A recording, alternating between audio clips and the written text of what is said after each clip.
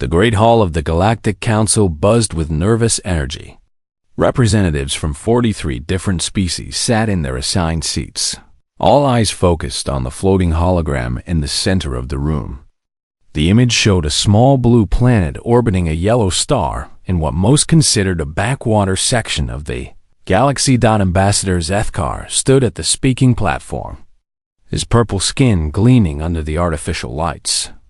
As a member of the Valdorian Empire, he had seen many strange species in his long life, but nothing had prepared him for what they had discovered on the third planet of the Sol system.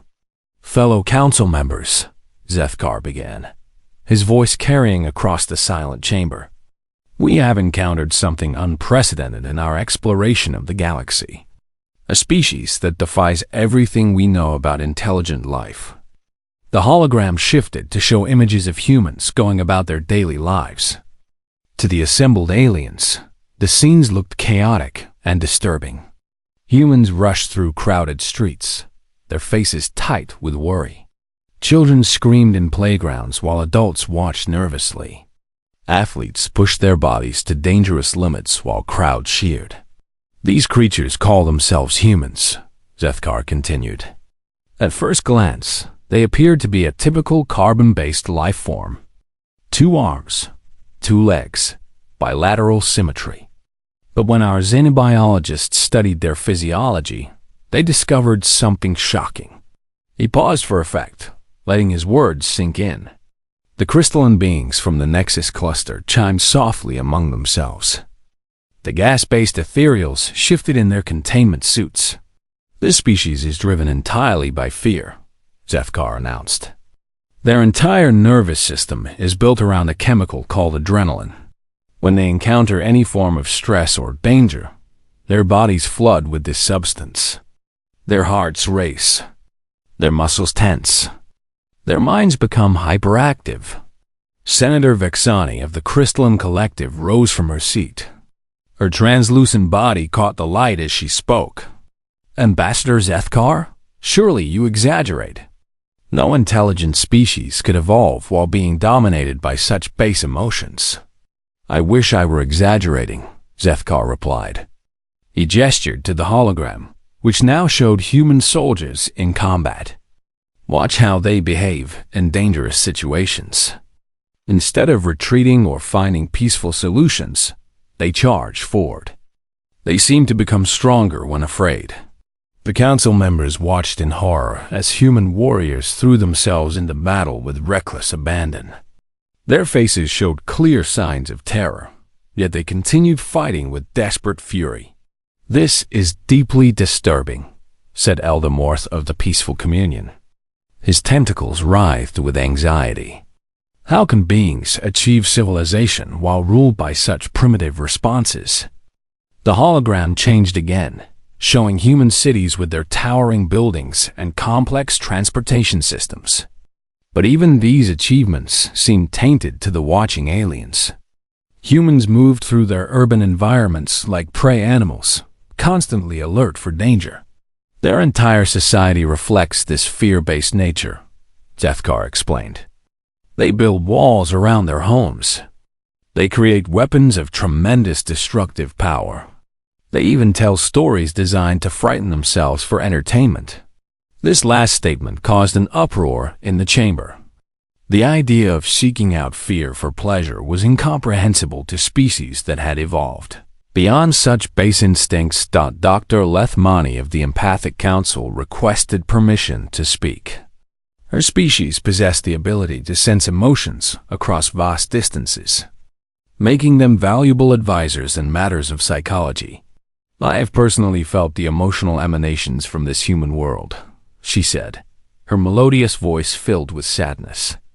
"The fear is overwhelming. It radiates from their planet like heat from a star. These beings live in constant terror of death, failure, and rejection.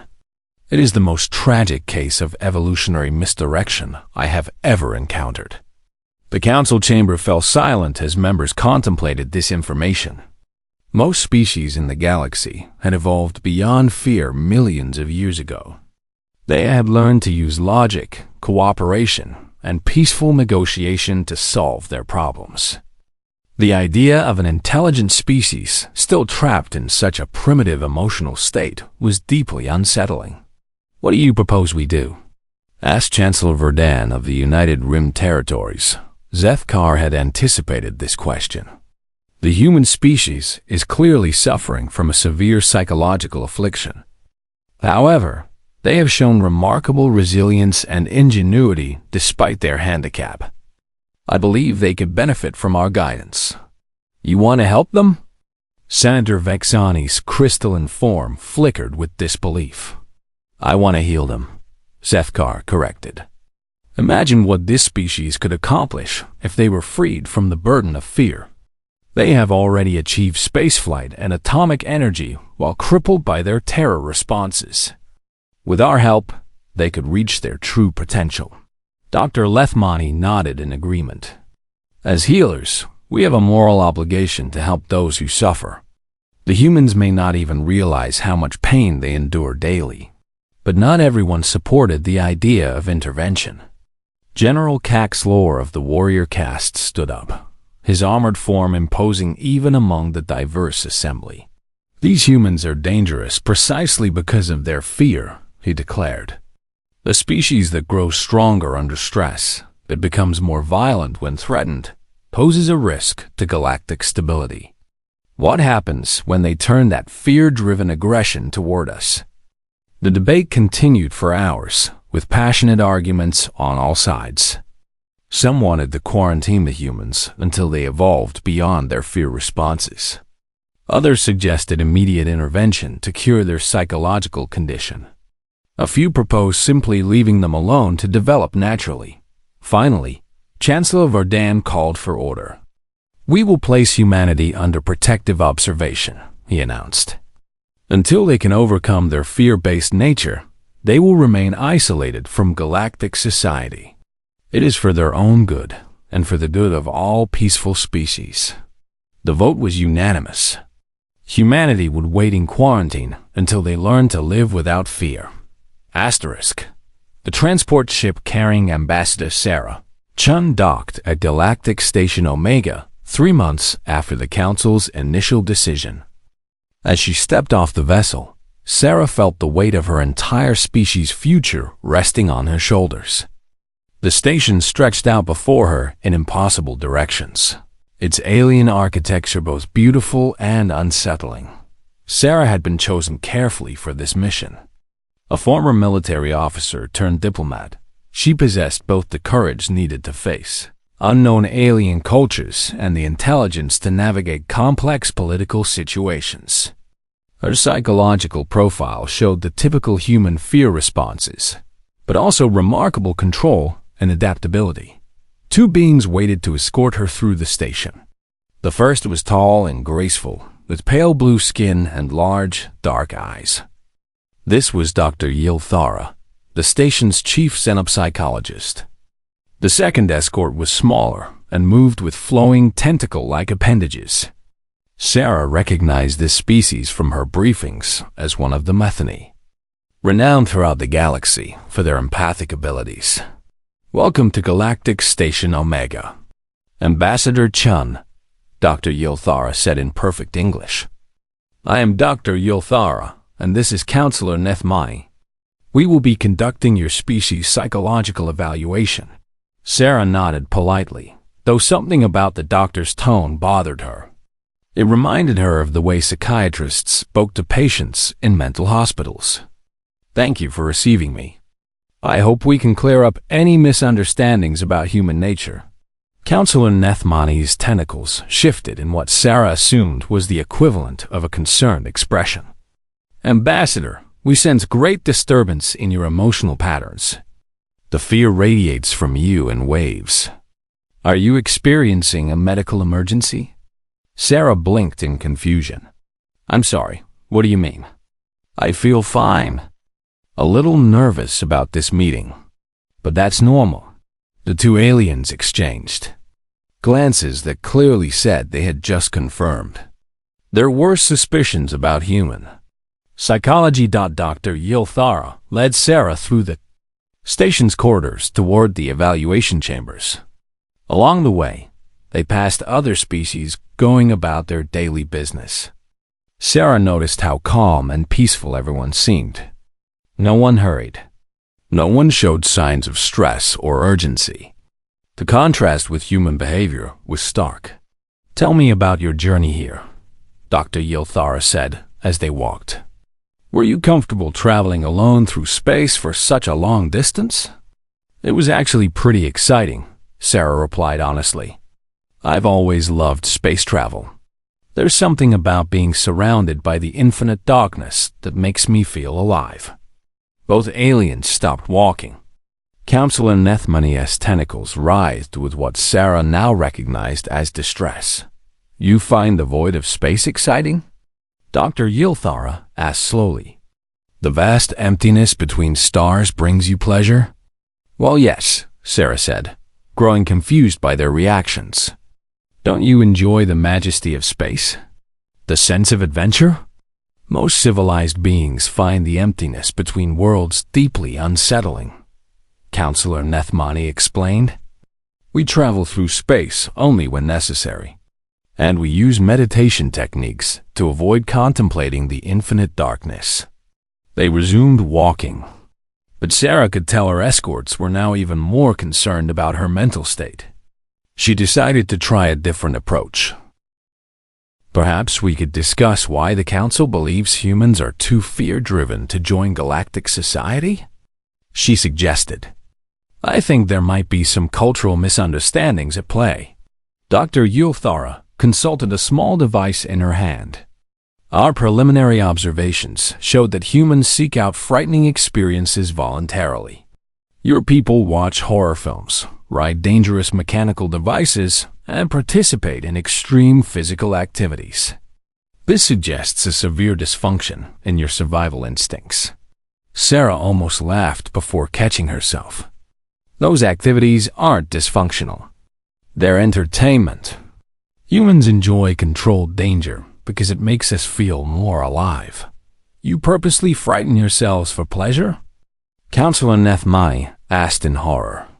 "Well, when you put it that way, it does sound odd," Sarah admitted. "But think of it like exercise. We challenge our bodies to make them stronger. Horror movies and roller coasters challenge our fear responses in a safe environment." The evaluation chamber was a circular room with soft lighting and comfortable seating. Various alien medical devices lined the walls, their purposes unknown, but somehow ominous to Sarah's eyes. "Please be seated, Ambassador," Dr. Yilthara said. "We will begin with some basic psychological assessments." For the next several hours, Sarah underwent a battery of tests that seemed designed to measure her stress responses. They showed her images of dangerous situations and monitored her reactions. They presented her with logical puzzles while exposing her to loud noises and flashing lights. They even had her perform simple tasks while being watched by groups of unfamiliar aliens. Throughout it all, Sarah's human physiology responded exactly as evolution had programmed it to respond. Her heart rate increased during stressful moments. Her muscles tensed when she felt threatened. Her mind raced when facing complex challenges under pressure. To the alien observers, these responses confirmed their worst fears about human psychology. "The results are quite concerning," Dr. Yilthara announced after reviewing the data. "Your stress hormone levels spiked dramatically during routine cognitive tasks.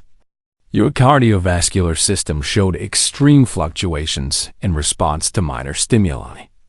Most troubling, your brain activity increased in areas associated with aggression when you felt challenged." Sarah tried to explain that these were normal, healthy human responses. "Those reactions help us perform better under pressure. When humans face dangerous situations, our bodies give us extra strength and speed. Our minds become more focused and creative.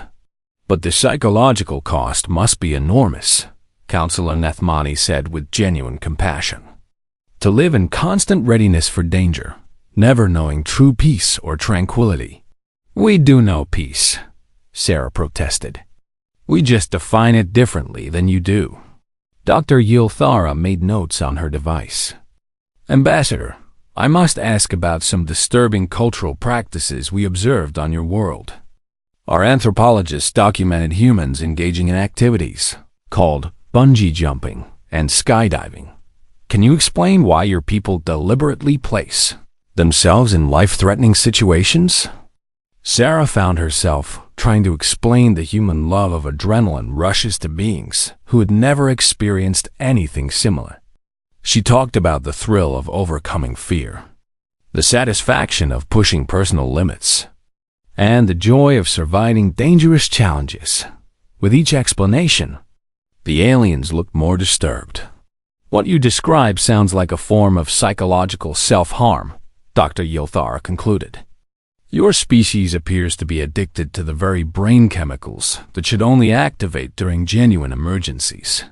The evaluation continued into the next day, with Sarah growing increasingly frustrated at the aliens' inability to understand human nature.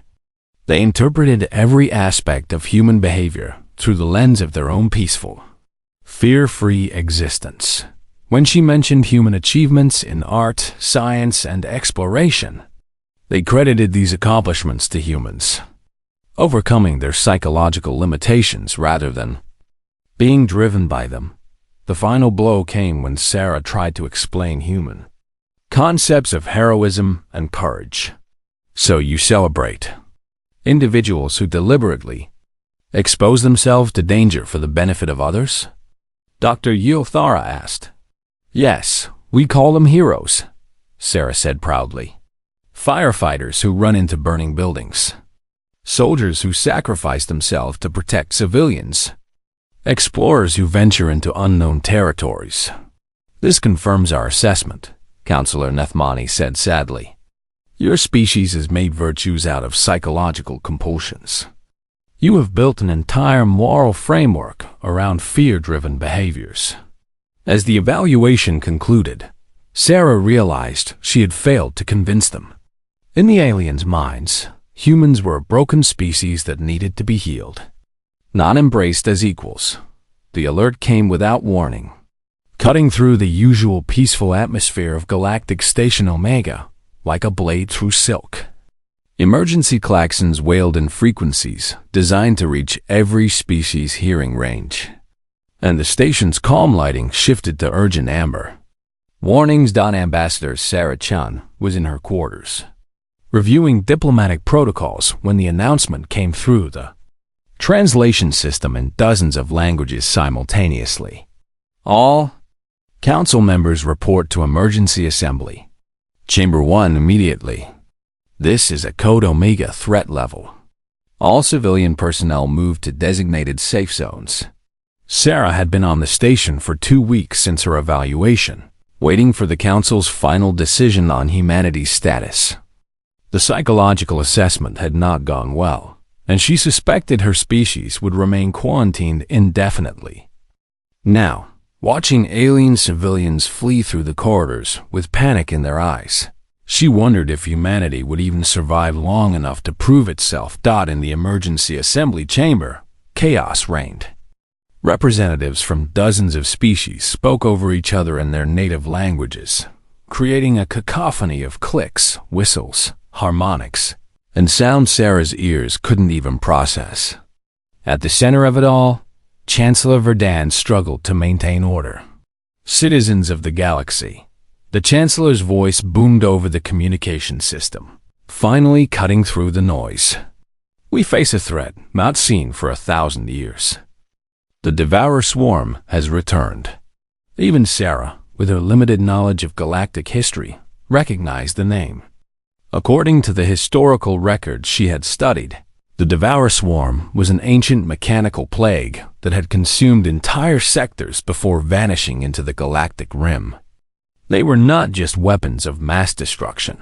They were psychological warfare made manifest. Admiral Kethver of the Galactic Defense Force took the platform, his crystalline form flickering with stress patterns. The swarm has already consumed 7 systems in the outer spiral. Our scout ships report that they broadcast some form of psychic terror weapon. Every crew that encounters them becomes completely paralyzed with existential dread. Dr. Lethmani spoke up from her position near the empathic delegation.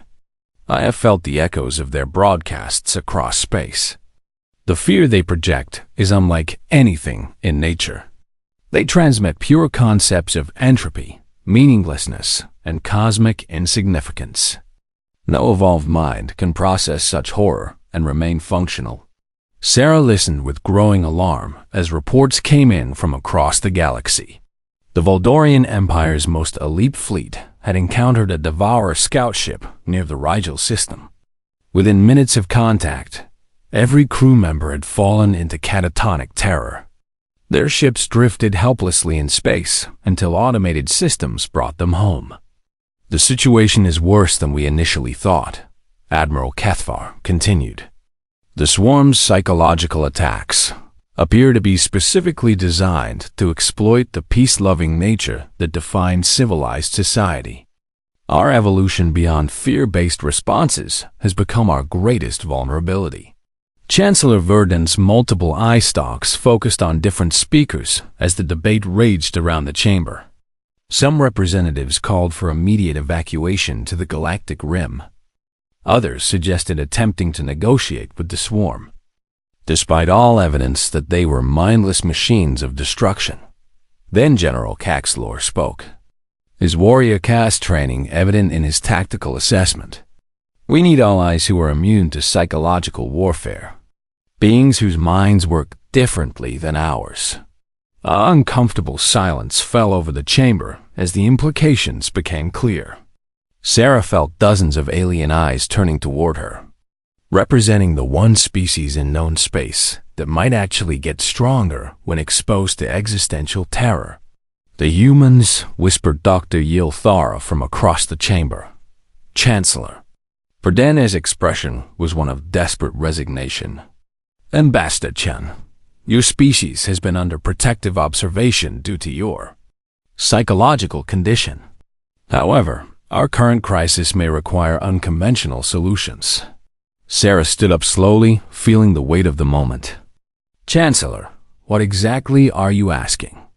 Your people's fear-driven nature, which we had hoped to help you overcome, may be the only thing that can save civilized society, the Chancellor explained. We need to know, would humanity be willing to face an enemy specifically designed to paralyze civilized minds with terror? Before Sarah could answer, new reports flooded in. The Peaceful Communion's entire home fleet had encountered the swarm near their core worlds. 3 million beings had fallen into permanent psychological catatonia within hours. The Devourer machines were adapting, learning to project even more effective fear-based attacks.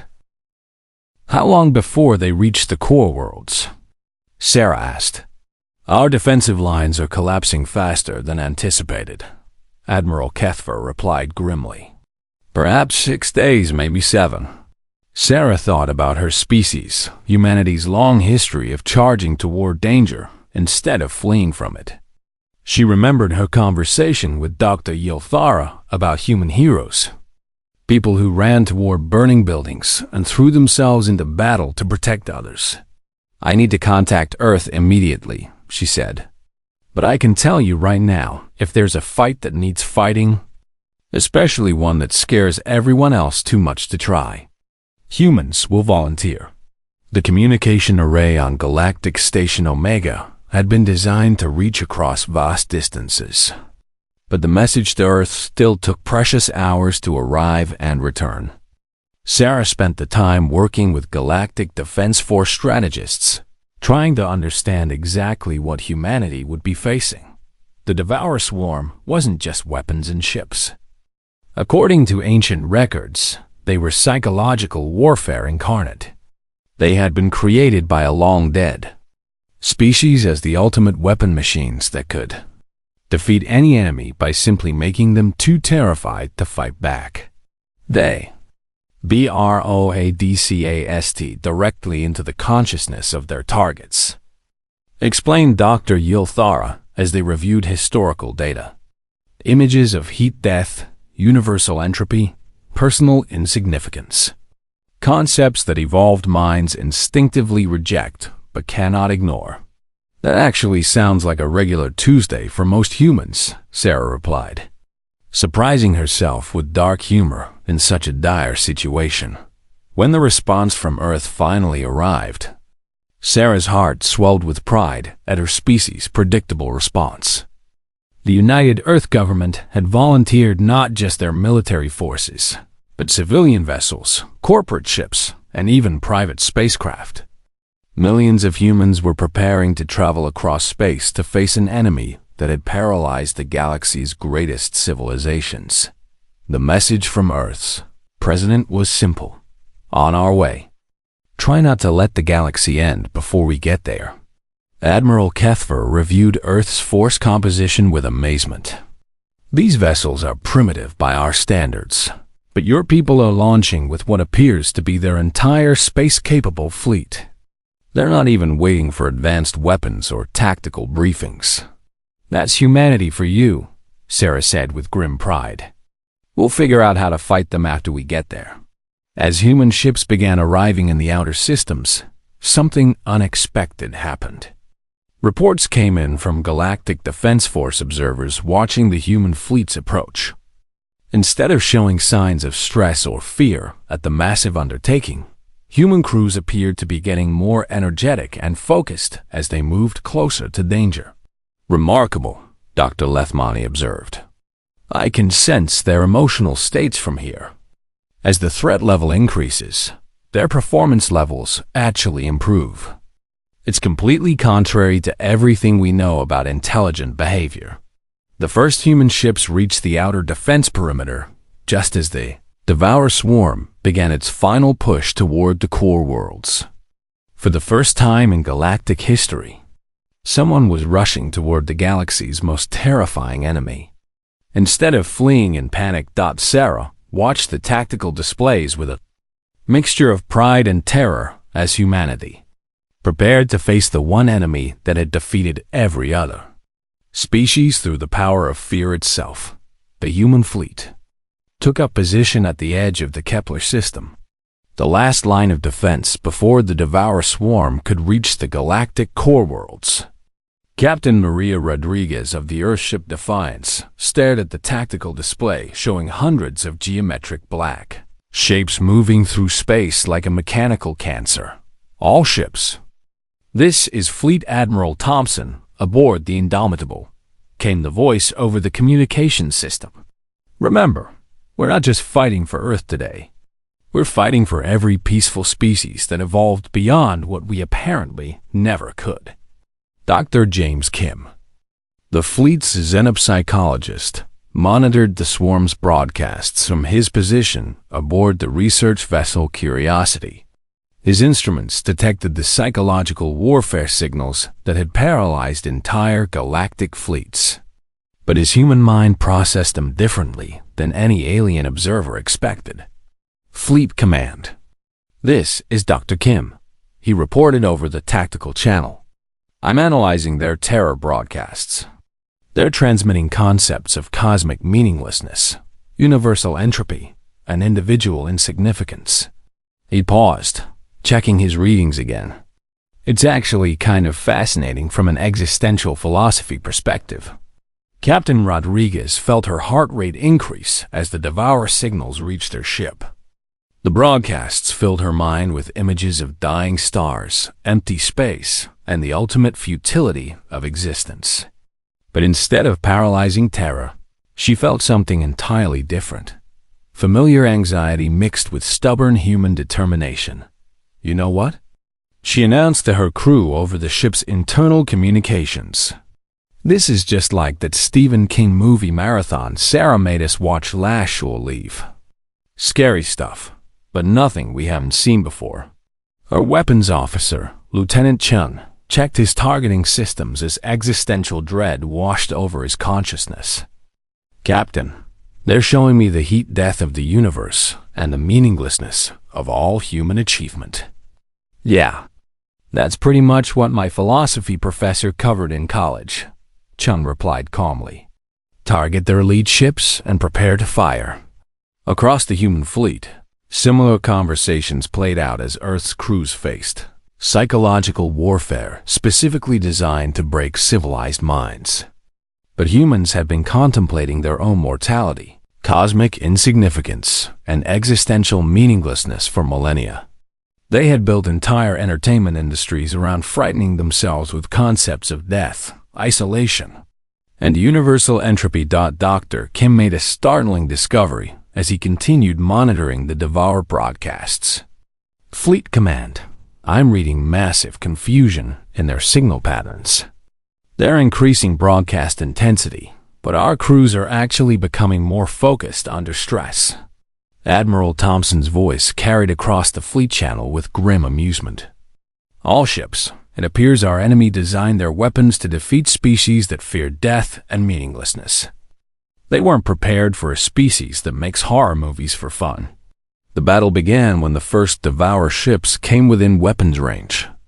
As their psychological attacks intensified, something unprecedented happened. The human fleet's performance improved. Adrenaline flooded through human nervous systems, triggering faster reflexes, enhanced focus, and desperate creativity. Captain Rodriguez felt her mind sharpen as pure existential terror washed over her consciousness. Helm, evasive pattern Delta 7. Weapons, target their broadcast arrays. If they want to show us scary movies, let's give them something to really be afraid of. The human strategy was unlike anything in galactic military history. Instead of trying to block or counter the Devourer's psychological attacks, they embraced them. Human crews used their fear responses as performance enhancers, becoming faster and more deadly as terror levels increased. Dr. Kim worked frantically at his console as inspiration struck. Fleet Command, I have an idea. We've been on the receiving end of psychological warfare, but humans are experts at creating fear. What if we broadcast back? What do you have in mind, Doctor? Admiral Thompson asked. Give me access to Earth's entertainment archives. If these machines were designed to defeat peaceful civilizations, they might not be programmed to handle the kind of horror humans create for recreation. Within minutes, Dr. Kim had compiled a collection of humanity's most disturbing creative works: horror movies, death metal music, war documentaries, and philosophical treatises on meaninglessness and despair. He began broadcasting them directly at the Devour swarm. The effect was immediate and devastating. The mechanical minds of the Devourer ships, designed to project fear but not to experience it, became overwhelmed trying to process human concepts of terror. Their own psychological warfare systems turned against them as they struggled to understand beings who had weaponized their own existential dread. Their formation is breaking up, reported Captain Rodriguez as Devourer ships began moving erratically. Whatever Dr. Kim is broadcasting, it's working. The tide of battle turned as human creativity met alien logic. The Devourers had been programmed to defeat every possible military response, but they had no framework for understanding a species that had turned terror into entertainment and fear into strength. Lieutenant Sarah Walsh aboard the destroyer Fearless led a desperate charge against a Devourer command ship. As psychological warfare signals tried to convince her of her cosmic insignificance, she responded by playing her favorite punk rock album over the ship's speakers. You want to show me meaninglessness? She shouted as her ship dove toward the enemy vessel. We've been living with that knowledge for centuries, and we're still here. Her torpedo spread penetrated the command ship's defenses, causing a cascade failure that spread throughout the Devourer fleet. The machines, overwhelmed by their inability to process human emotional responses, began shutting down their psychological warfare systems. Dr. Kim watched his readings with amazement. They're retreating. The swarm is actually retreating. Admiral Thompson's voice carried across all channels. All ships, maintain pursuit, but do not pursue beyond the system boundary. We've won, but let's not get overconfident. As the last Devour ships fled toward the galactic rim, Captain Rodriguez slumped in her command chair, adrenaline finally wearing off. Around her, the human fleet began damage assessments and casualty reports. They had lost ships and lives in the battle, but they had achieved the impossible. They had defeated an enemy that no other species could even face. Back on Galactic Station Omega, Ambassador Sarah Chun watched the battle reports with a mixture of pride and vindication. The assembled council members sat in stunned silence as they processed what they had witnessed. Dr. Yilthara was the first to speak. They used their fear responses as weapons. They turned psychological warfare against itself.